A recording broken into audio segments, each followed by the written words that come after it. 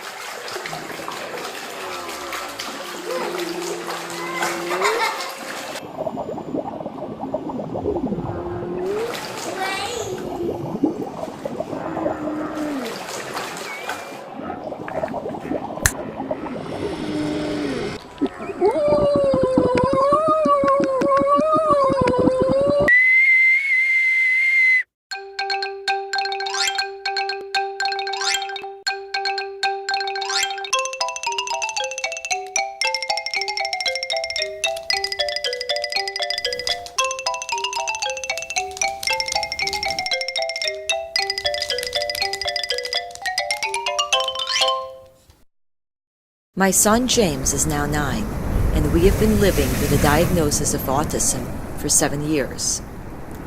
There are times when the hyperawareness he feels for the tangible world can cause him great distress.